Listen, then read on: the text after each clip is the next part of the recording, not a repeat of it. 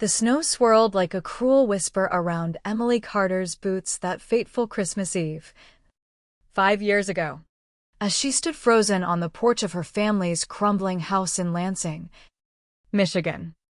The door had just slammed shut with a finality that echoed through her bones.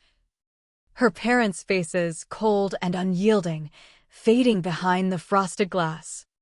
At 19, she had begged for one more night, her voice cracking in the biting wind. But her father, Jack, had only shoved a crisp $50 bill into her hand and muttered, "Time to fend for yourself." Her mother, Diane, hadn't even looked up from clearing the holiday plates, as if Emily's pleas were just another spill to wipe away. Inside, the twinkling lights and half-eaten turkey mocked the illusion of warmth, while her younger siblings watched in stunned silence. Emily clutched her backpack, stuffed with whatever scraps of her life she could grab, and trudged into the night, the weight of betrayal sinking deeper with every step. That moment wasn't just eviction, it was the shattering of trust. The silent knife of abandonment that would carve her path forward, fueling a fire she didn't know she had. The cracks in the family had started showing long before that night, hidden behind the faded siding of their rented bungalow on the outskirts of town. Jack had been a foreman at the local manufacturing plant for years, barking orders over assembly lines with the kind of authority that made workers straighten up. But when the factory outsourced jobs to cut costs, he was laid off without warning, coming home one gray afternoon to slam his toolbox on the kitchen counter and crack open a beer in silence. From then on, the house felt like a sinking ship, bills stacking up like unpaid debts to fate, the roof leaking during spring rains they couldn't afford to patch. Diane, a receptionist at a downtown dental office, kept her smile plastered on for patients, handling appointments with practiced cheer while hiding collection notices in her purse. Emily caught her once, late at night, hunched over the kitchen table with a calculator, whispering curses at the mounting totals. Groceries shrank to basics. The thermostat dipped low even in Michigan's brutal winters, and any whisper of wants was shut down with a sharp, "We can't afford it." But the favoritism, that was the poison seeping through the walls. Slow and insidious. Emily's brother, Tyler, for years her junior, was the golden boy, the football star whose games filled the house with rare excitement. Jack never missed a Friday night under the stadium lights, cheering loudest when Tyler scored, and money always materialized for new cleats or team fees, even if it meant skipping the electric bill. Diane drove him to practices with packed coolers, boasting to her coworkers about his touchdowns like badges of honor. Then there was little Sophie, 7 years younger, the darling with her braids and infectious laugh, enrolled in dance classes that Diane attended faithfully, clapping through every recital and framing her drawings on the fridge like museum pieces. Good grades earned Sophie ice cream outings. A solo performance got her a new leotard. Emily, though, she was the invisible anchor, the one expected to hold everything steady without a ripple of complaint. At 17, Emily had taken a part-time gig as a barista at the chain coffee shop near the mall, pulling shifts after school amid the hiss of espresso machines and the blur of demanding customers. Her feet throbbed by closing time, but every paycheck went straight to Diane, who waited at the door with an outstretched hand. "This covers the utilities," or "Tyler's equipment isn't free." Emily bit back the bitterness, nodding as she handed over the cash, dreaming it would pave her way to state college. Tuition was manageable, but textbooks and transit added up, and she scraped together the extras from tips. College was her sanctuary, mornings in lecture halls, afternoons rushing to work, evenings studying under the shop's fluorescent lights during breaks. Friends were fleeting. She waved at classmates, but never invited them home, where the air thickened with Jack's gruff commands and Diane's forced optimism. Weekends meant extra hours steaming milk or wiping counters. Holidays, just another shift in disguise. Jack's job hunt dragged on like a bad habit. He'd tinker with neighbors' cars in the driveway for pocket change. But it barely dented the debts.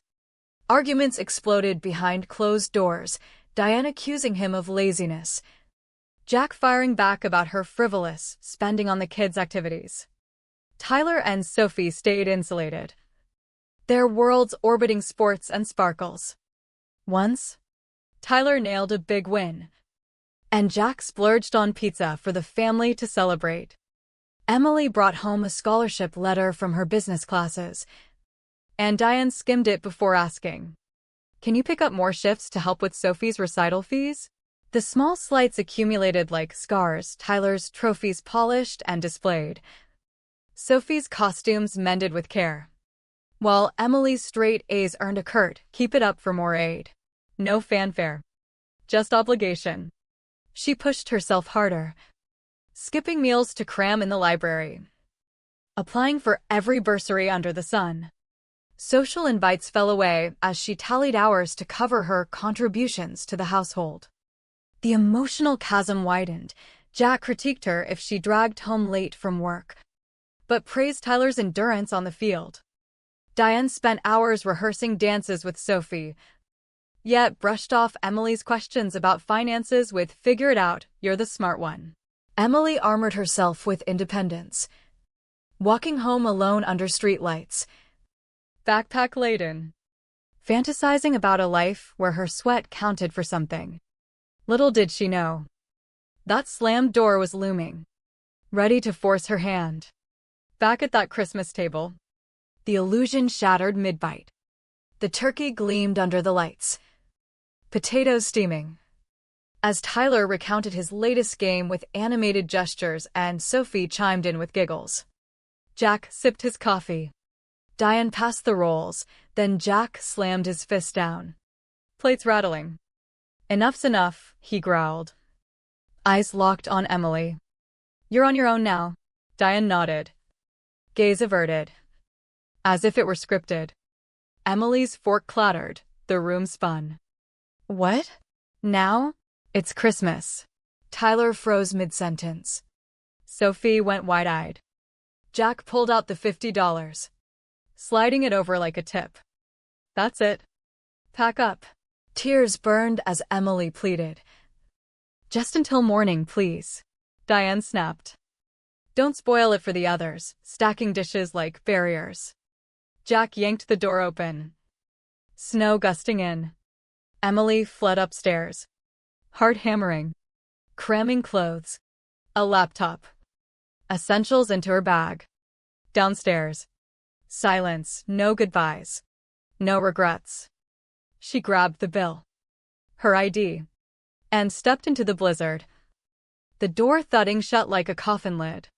The cold clawed at her as she slogged to the bus depot, feet numb, tears freezing. The terminal was a ghost town, stragglers on benches, fluorescent buzz.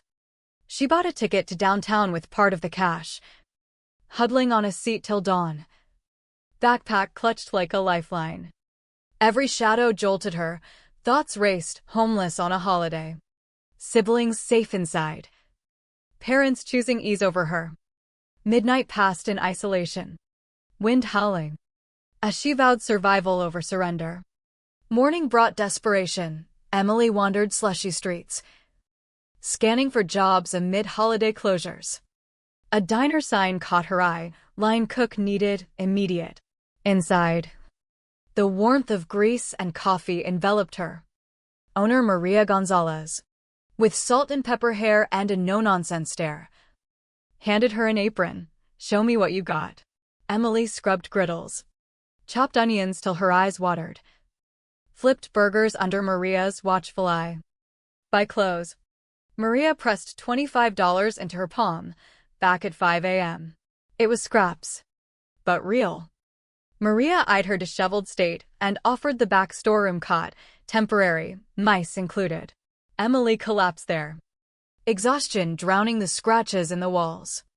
Routine anchored her, pre-dawn arrivals, endless dishes, Prepping meals. Maria taught knife skills. Portion control. Pay came daily. Cash Emily hoarded in a jar. Showers in the sink. Meals from scraps, stale fries. Unsold soups. A weekend. She called home. Diane's voice was ice. Stay gone, we're better off. The rejection fueled her grind. Pandemic hit like a storm. Diner traffic vanishing under lockdowns. Maria kept her on for basics. Teaching basic coding on an old desktop. Build us an online menu. Emily dove in. Tutorials filling quiet hours. Crafting a simple order app. It saved curbside pickups. Pinging orders through isolation. Old acquaintance Lena from college spotted her. Emily begged for a couch. Lena's refusal, handle your own mess, cut deep, but sparked resolve. New Year's alone on the roof. Doubts howling. Emily bargained one more push. Joined online dev groups. Pitched a restaurant booking app amid frustrations. Team formed, she coded backend through bleary nights. Table Swift launched quietly. Exploding regionally post-lockdown, 50,000 users. Seed funding. Acquisition for millions. Therapy unpacked the scars, abandonment. Favoritism's toll. Emily blocked contacts. Built boundaries. 5 years later. Tesla humming into their rundown complex lot. She knocked on 2B. Diane's shock. Jack's forced grin. Tyler's envy. Sophie's whisper. They begged pride. She delivered truth. I succeeded despite you. Walked out. Silence her final revenge, the price of their choices echoing in the empty air.